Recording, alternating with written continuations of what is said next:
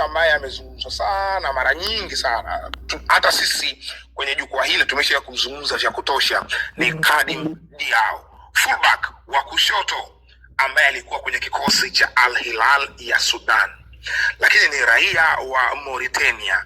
Nyota huyu bwana yeye of course ana profile yake kwa huko alikotoka. Alicheza Horoya Athletic na baadaye akarudi kwenye kikosi cha Hilali. Amecheza Hilali pale, lakini kuelekea msimu huu akutaka kuendelea kusalia ndani ya Hilali. Yani mwenyewe Khadim Diaw alikuwa anataka kubadilisha upepo.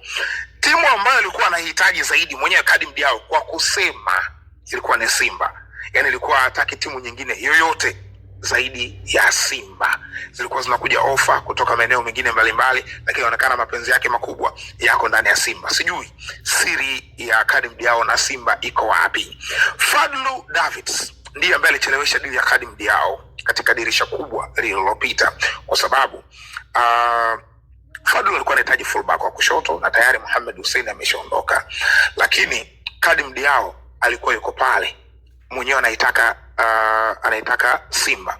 Fedha ya usajili ilikuwa nyingi kwa Fadlu Davids. Yani Fadlu Davids aliona kutoa hiyo hela yote nyingi, alikuwa hakutaka.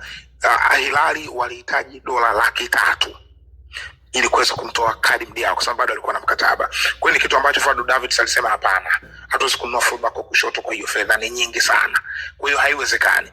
So akaitisha call ya ndani pale, ndio akaenda kusajili Anthony Mligo. Mara ya kwanza ilikuwa Miraji Athumani, ilikuwa inaonekana kwamba yeye ongeza kusajiliwa kwa maana ya Miraji Abdallah, kumradhi, yule wa Coastal Union, lakini deal ya Miraji Abdallah haikutokea na finally tukamuona Anthony Mligo akiingia kikosini. Sasa Steve Barker amekuja.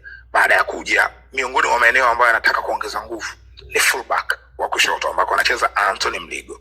Anataka kumpa challenge Anthony Mligo. Anapata wapi fullback mzuri?